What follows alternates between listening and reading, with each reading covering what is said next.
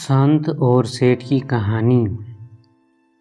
एक संत और सेठ की कहानी, जिसमें संत का भगवान पर इतना अटूट विश्वास है कि वो प्रसाद में जहरीला भोजन खाने से भी परहेज नहीं करता।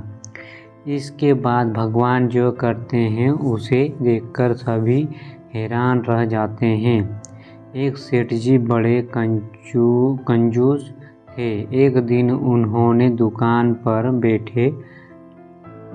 बेटे को बैठा दिया और बोले कि बिना पैसे लिए किसी को कुछ मत देना, मैं अभी आया।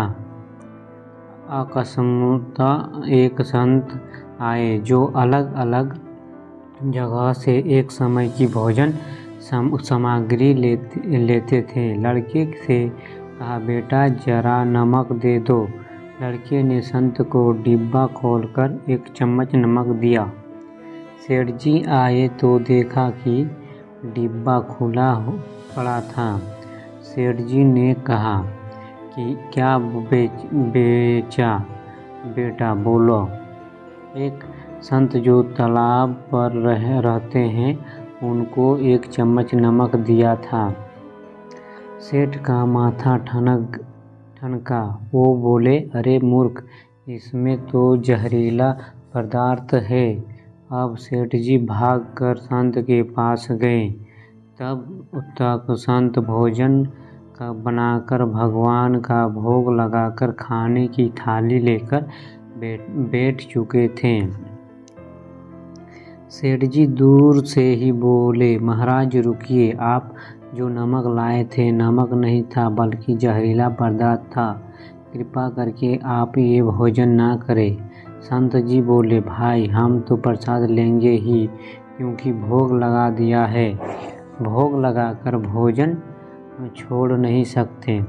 अगर भोग नहीं लगता तो भोजन बेशक छोड़ देते। एक अगर संत ने भोजन को प्रसाद समझकर खाना शुरू कर दिया। सेठ जी के होश उड़ गए। वो रात भर वही बैठे रहे। सेठ को एक रहकर ये चिंता सता रही थी कि अगर संत को कुछ हो गया तो बड़ी बदनामी होगी। रात में अगर तबीयत बिगड़ी तो कम से कम वैद्य को दिखा देंगे।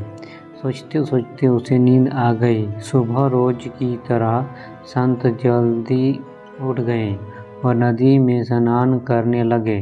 सेठ जी ने कहा, महाराज तबीयत तो ठीक है। संत बोले, भगवान की कृपा है। इसके बाद वे पूजा के लिए मंदिर चले गए।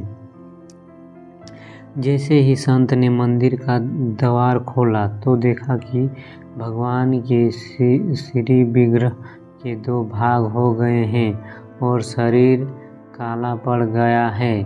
ये देखते ही सेठ को सब समझ आ गया कि भक्त ने अटल विश्वास को देखकर भगवान ने जो भोजन का जहर भोग के रूप में स्वयं ग्रहण कर लिया और भक्त को प्रसाद ग्रहण कराया।